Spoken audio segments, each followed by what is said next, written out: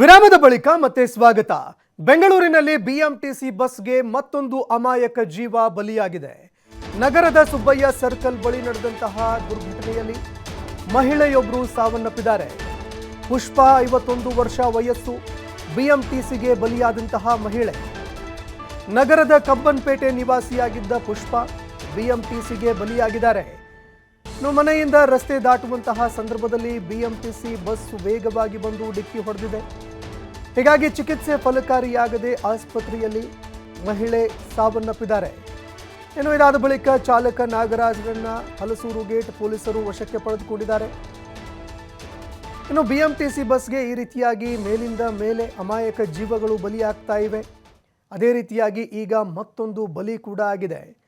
51 ವರ್ಷ ವಯಸ್ಸಿನ ಪುಷ್ಪ ಅನ್ನುವಂತಹ ಮಹಿಳೆ ಸಾವನ್ನಪ್ಪಿದ್ದಾರೆ. ನಗರದ ಸುಬ್ಬಯ್ಯ ಸರ್ಕಲ್ ಬಳಿ ನಡೆದಂತಹ ದುರ್ಘಟನೆಯಲ್ಲಿ ಸಾವನ್ನಪ್ಪಿದ್ದಾರೆ. ನಗರದ ಕಬ್ಬನ್ಪೇಟೆ ನಿವಾಸಿಯಾಗಿದ್ದಂತಹ ಪುಷ್ಪ ತಮ್ಮ ಮನೆಯಿಂದ ರಸ್ತೆಯನ್ನ ದಾಟ್ತಾ ಇರುವಂತಹ ಸಂದರ್ಭದಲ್ಲಿ ವೇಗವಾಗಿ ಬರ್ತಾ ಇರುವಂತಹ ಬಿಎಂಟಿಸಿ ಬಸ್ಸು ಡಿಕ್ಕಿ ಹೊಡೆದಿದೆ. ಇದಾದ ಬಳಿಕ ತಕ್ಷಣ ಅವರನ್ನ ಆಸ್ಪತ್ರೆಗೆ ದಾಖಲಿಸಿದ್ರು ಕೂಡ ಚಿಕಿತ್ಸೆ ಫಲಕಾರಿಯಾಗದೆ ಆಸ್ಪತ್ರೆಯಲ್ಲಿ ಸಾವನ್ನಪ್ಪಿದ್ದಾರೆ. ಇದಾದ ಬಳಿಕ ಚಾಲಕ ನಾಗರಾಜ್ ಆತನನ್ನ ಹಲಸೂರು ಗೇಟ್ ಪೊಲೀಸರು ವಶಕ್ಕೆ ಪಡೆದು ತನಿಖೆ ಆರಂಭಿಸಿದ್ದಾರೆ.